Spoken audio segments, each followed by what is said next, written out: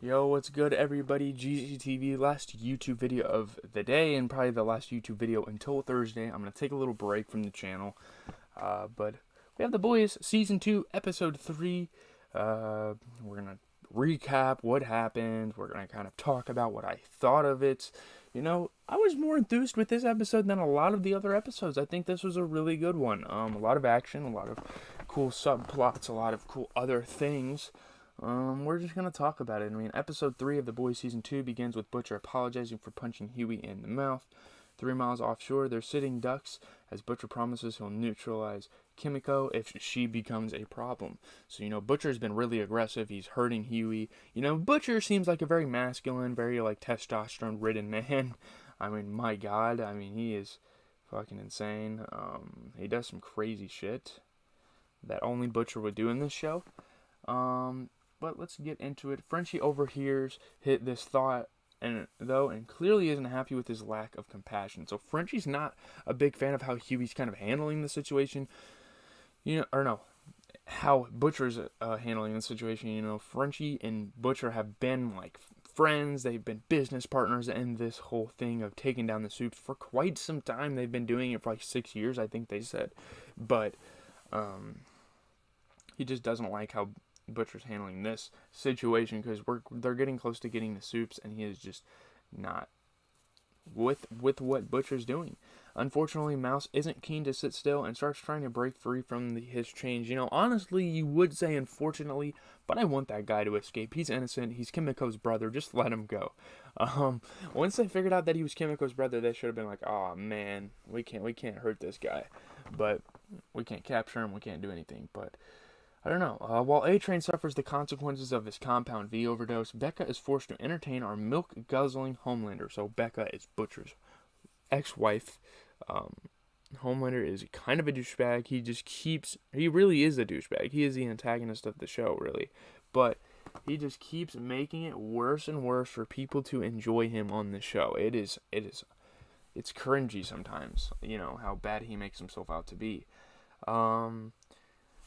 Yeah, A-Train's kind of like he overdosed on Compound V, and now he can't move the same. As Homelander takes Ryan outside, the boy's powers eventually manifest in a devastating and dazzling way, so it helps him out. But I'm sure it frightened Becca when her son showed the powers. Homelander grabs Becca, and Ryan loses his temper, throwing Homelander across the garden, which was very badass of Ryan. I love it. Hopefully, Ryan develops into something fantastic in this show. At Vought, the fragmented members of the Seven sit and listen to the movie pitch for the Dawn of the Seven. That same movie we've seen posters for dotted around the town throughout the show, so they're trying to make another marketable opportunity in the midst of being exposed for using Compound V.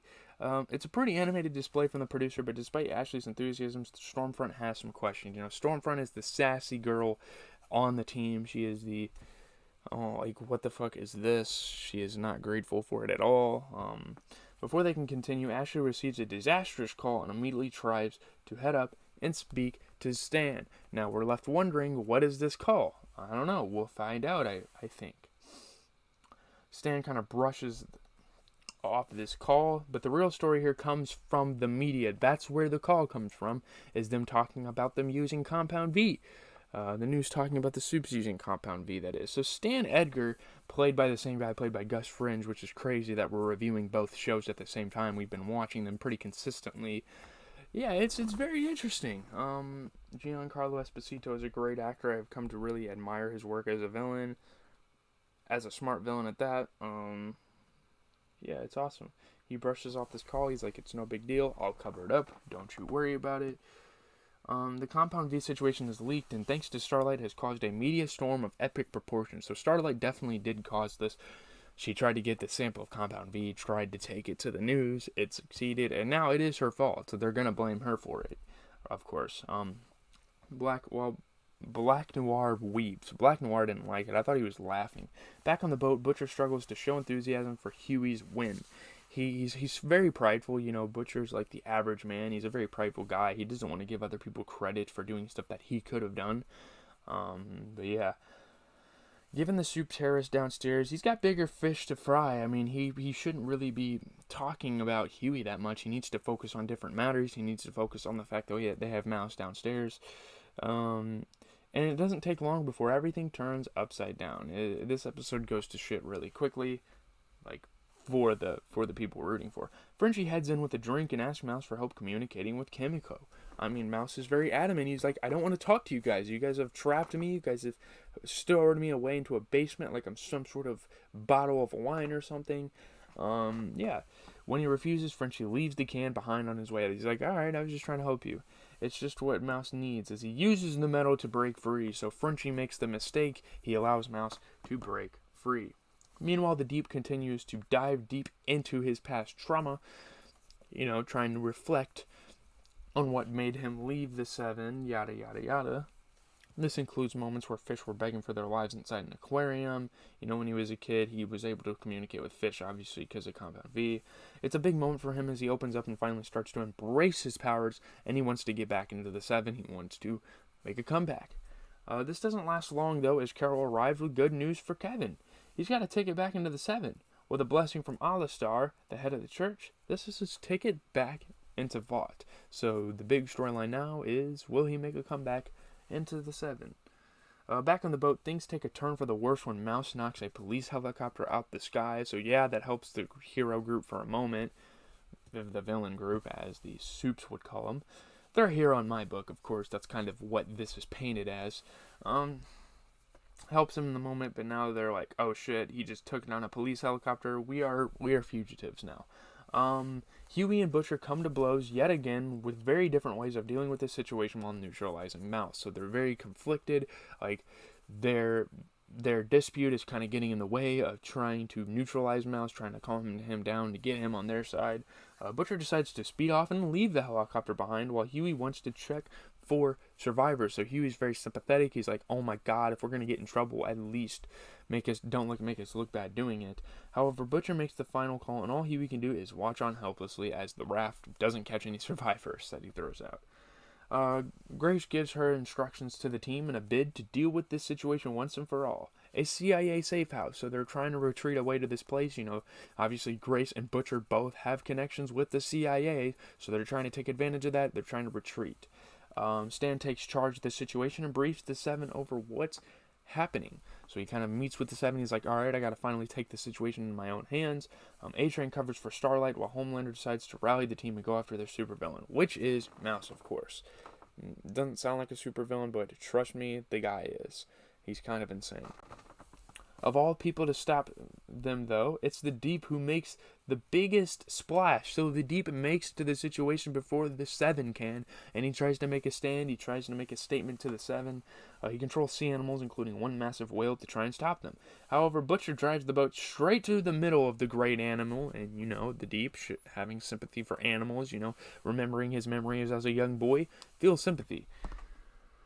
Shocked, Huey starts to falter, which worries Mother's Milk. Mother's Milk is putting all of his trust into Huey. He's like, man, this guy's gotten us through so many situations, he cannot stop now. As he speaks to Butcher privately, he admits that Huey is his canary, and right now the only one keeping him on the straight and narrow. He's finally coming to grips with it. He's like, yeah, Huey, without you, I don't think we'd be doing shit right now. We'd probably be in jail. Back on the shore, the Deep mourns the loss of the whale, or Lucy, as she likes to be called. Homelander arrives and takes charge of the situation as the deal with Deep and Starlight becomes volatile. So obviously Starlight has a very traumatic experience with seeing Deep. She's also very frustrated with him for what he did, and nothing's gonna suffice for what he did. Deep repents, but Homelander tells him to leave before things get worse.